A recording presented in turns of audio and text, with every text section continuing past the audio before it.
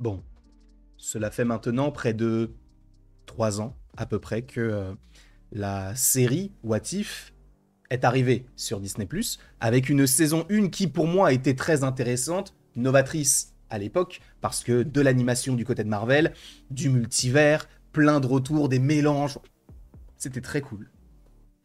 Puis on a eu la saison 2, qui, à l'inverse de la saison 1, n'avait pas de ligne directrice. C'est-à-dire que dans la saison 1, on allait avoir plusieurs personnages de chaque univers qui allaient finir par s'associer pour après affronter un ennemi commun. Ok.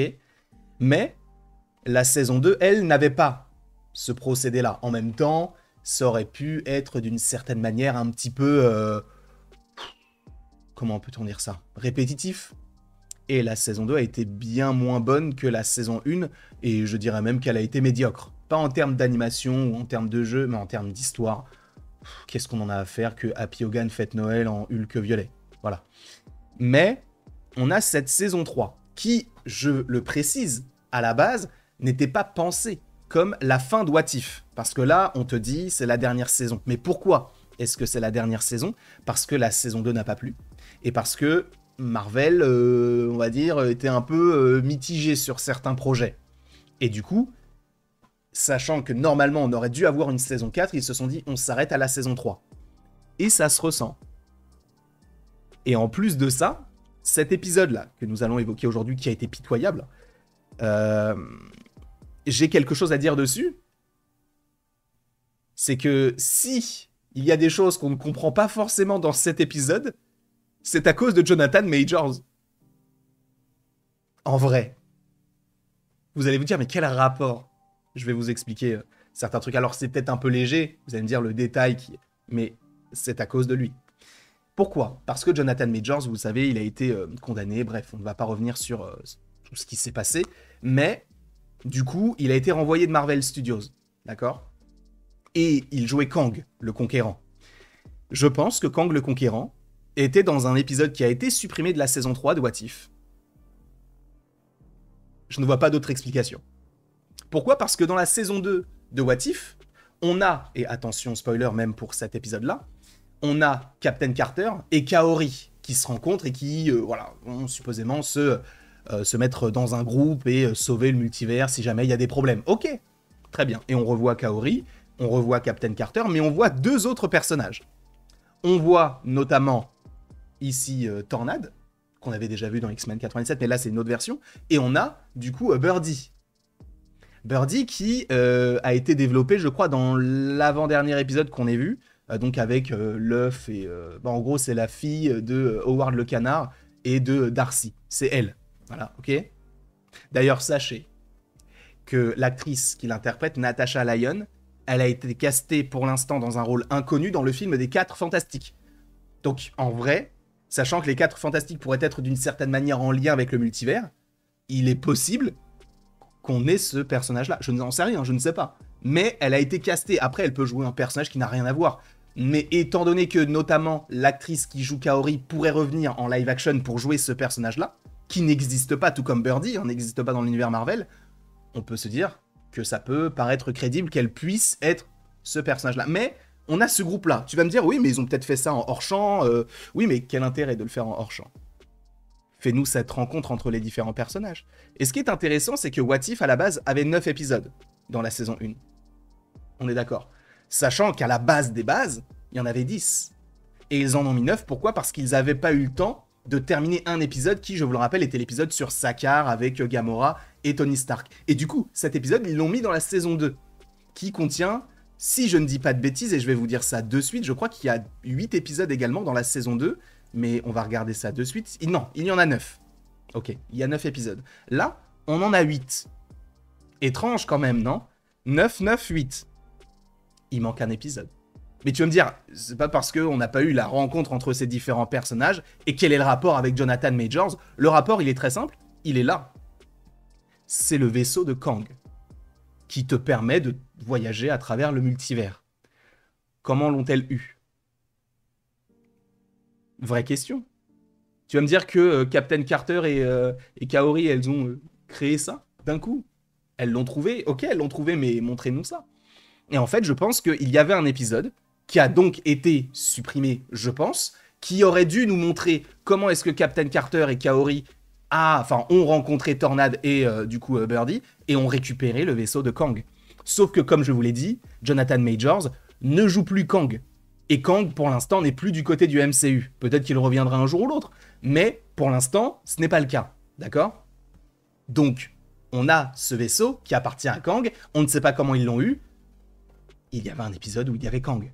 Et ça paraît logique, puisque on a des personnages de la phase 4 dans cette saison 3, et même dans la saison 2. Hein. Mais là, encore plus, on a Shang-Chi, on a Kate Bishop, on a The Hood, mais encore The Hood, c'est plus la phase 5. Pour le coup, on va avoir Captain Carter, Tornade, des personnages qu'on n'avait pas vus à l'époque. Et là, on les a. Et encore une fois, What If, je pense, avait un potentiel de fou, avait le multivers en ligne de mire, et on passe à autre chose, parce que Kang, parce que Jonathan Majors. Mais au-delà de tout ça, cet épisode-là, je vous l'ai dit, pour moi, il est pitoyable. Comment tu peux nous pondre un épisode comme ça ? Et encore heureux que ce soit demain, la suite. Parce que il ne se passe rien dans cet épisode. Et c'est là où c'est fou. C'est que, même dans la saison 2, on avait des épisodes qui étaient éclatés, mais où il y avait un peu d'intrigue. Là, on a un épisode de 30 minutes, où on te dit « Ah ouais, le Watcher a disparu. Venez, on fait tout un épisode pour essayer de le retrouver. » C'est pas très intéressant. Ça aurait été plus intéressant que tout parte un peu en vrille, parce qu'on se dirait, mais attends, du coup le Watcher il est plus là pour veiller, pour raconter les histoires, peut-être qu'il va y avoir plein de mélanges de tout. Mais même pas. Juste on te dit, il a disparu, et on a besoin du Watcher. Pourquoi ? on a besoin de lui. Mais pourquoi ? Non, t'inquiète. Allons le chercher. Mais comment on fait ? On va faire tout un épisode sur ça. Je vais pas vous mentir, hein, moi ça m'a pas du tout intéressé. Je ne dirais pas que c'est le pire épisode qu'on ait eu depuis le début de What If, parce que pour moi le pire ça doit être du Party Thor, ça peut être du Happy Hogan qui fête Noël, ou l'épisode avec l'œuf là. Mais là, les gars, abusons pas non plus. N'abusons pas.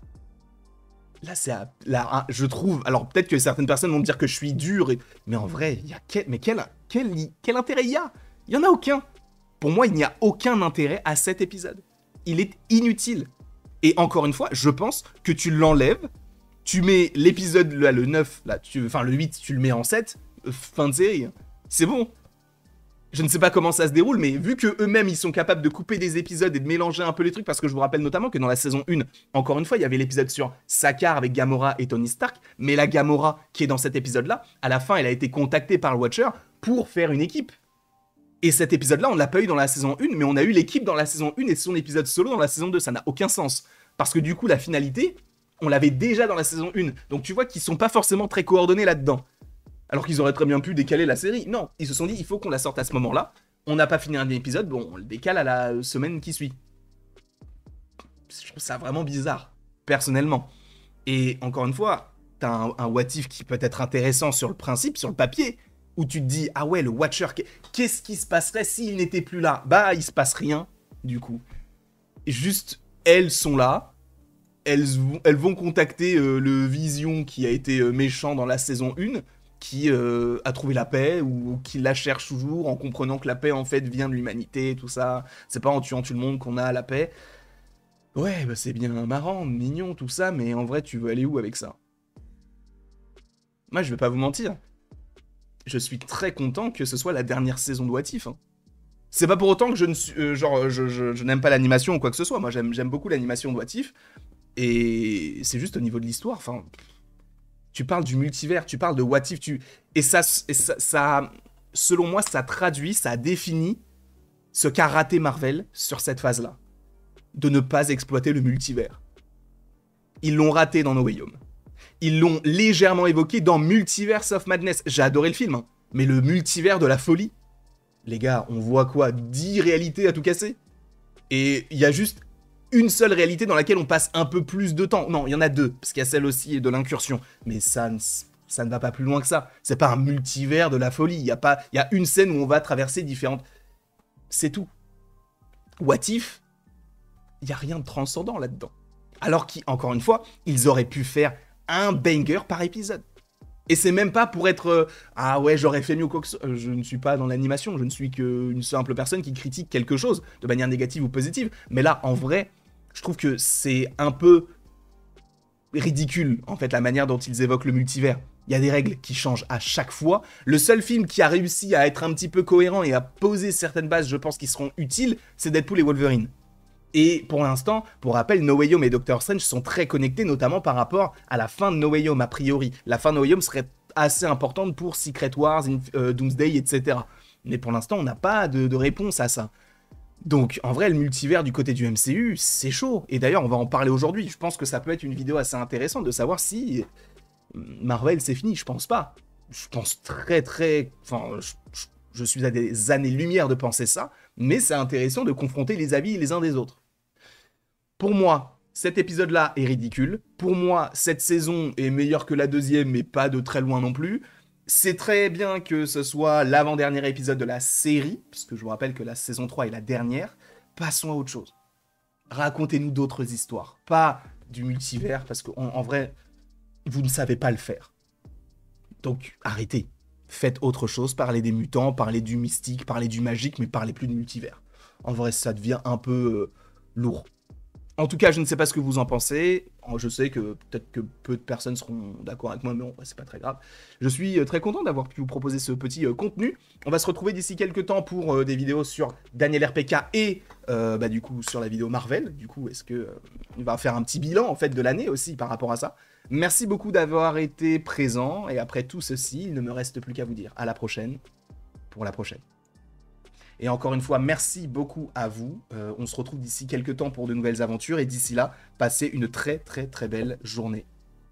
Voilà.